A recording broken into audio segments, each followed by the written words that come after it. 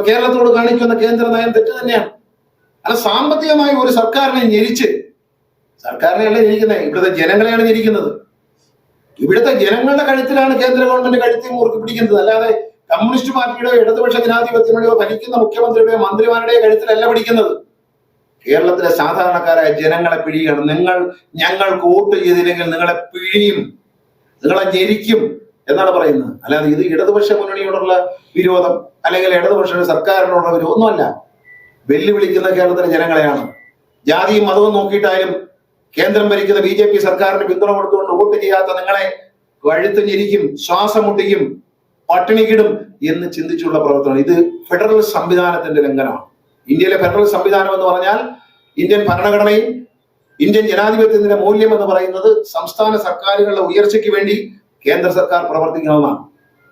എല്ലാ സൗകര്യവും, ഒരു സംസ്ഥാനത്തിന് വളരാനുള്ള എല്ലാ സൗകര്യവും കേന്ദ്ര സർക്കാർ ചെയ്തു കൊടുക്കണമെന്നാണ്. അതിന് പകരം ഒരു സംസ്ഥാനത്തെയും അവിടുത്തെ ജനങ്ങളെ, ശരിക്കും പറഞ്ഞാൽ ഇവിടെ ആരോടാണ് മത്സരിക്കുന്നത്? കേരളം ഭരിക്കുന്ന സർക്കാരിനോടാണോ? അല്ല, ഇവിടുത്തെ ജനങ്ങളെയാണ് വെല്ലുവിളിക്കുന്നത്. കടം വാങ്ങാനുള്ള അവകാശത്തിൽ കൈയെടുക്കുക, അത് വെട്ടിക്കുറയ്ക്കുക. ഈ കടം വാങ്ങി മറിച്ചും തിരിച്ചു നോക്കിയാണല്ലോ സംസ്ഥാന സർക്കാരുകൾ ഈ രാജ്യത്ത് കാര്യം നടന്നത്. ആർക്കാണ് GST വീതം കൊടുക്കാതിരിക്കുക, അതിനോരോ ന്യായം പറയുക? ഇതിൽ അടിസ്ഥാനപരമായി ബുദ്ധിമുട്ടുന്ന ആരാണ്?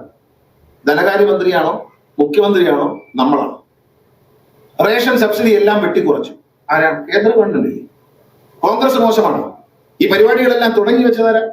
ഇന്ത്യൻ നാഷണൽ കോൺഗ്രസ് നേതൃത്വം കൊടുത്ത UPA സർക്കാർ തുടങ്ങി വെച്ചാണ് റേഷൻ എല്ലാം വെട്ടിയെ കുറച്ചു. എല്ലാ ആനുകൂല്യം, എല്ലാ സബ്സിഡികളും വെട്ടിക്കുറച്ച മൻമോഹൻ സിംഗിന്റെ കാലം തന്നെ. അവിടെ നിങ്ങോട്ട് തുടങ്ങി സ്വകാര്യവൽക്കരണം. മൻമോഹൻ സിംഗ് ഉറച്ചു. എല്ലാം വിറ്റു BJP. എല്ലാ എയർപോർട്ടുകളും വിറ്റു, എല്ലാ സംസ്കാരന്റെ പൊതുമേഖലാ സ്ഥാപനങ്ങളും വിറ്റു.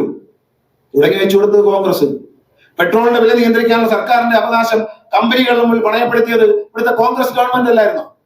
മൻമോഹൻ സിംഗിന്റെ ഗവൺമെന്റ് അല്ലേ? ഇപ്പൊ പരിപൂർണമായി പെട്രോളിന്റെ നിയന്ത്രണം എല്ലാം പോയി, ഡീസലിന്റെ നിയന്ത്രണം പോയി, എല്ലാം പോയി. പാവപ്പെട്ടവരുടെ തലയിൽ കയറുക.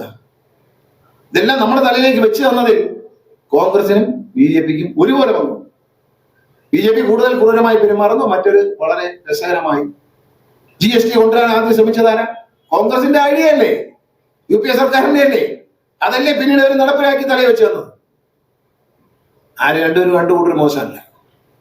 ഇടതുപക്ഷം എന്തുകൊണ്ട് ഇതിനെ എതിർക്കുന്നു എന്ന് ചോദിച്ചാൽ ഈ രണ്ടു കൂട്ടർ മോശമല്ല. എവിടെയായിരുന്നു അന്ന് രാഹുൽ ഗാന്ധി? കേരളത്തിന്റെ തലയിലേക്ക് ഞാൻ ഇത്രയും ഒരു കാര്യം ചോദിക്കട്ടെ, കേരളത്തിനെ ഇതുവരെ വരിഞ്ഞു മുറുക്കുന്നു. TN പ്രതാപൻ ഒരു അടിയന്തര പ്രമേയം കൊടുത്തു. ഇന്ത്യൻ നാഷണൽ കോൺഗ്രസിന്റെ നേതാവായ രാഹുൽ ഗാന്ധി കേരളത്തിൽ നിന്നുള്ള MP ആണ്.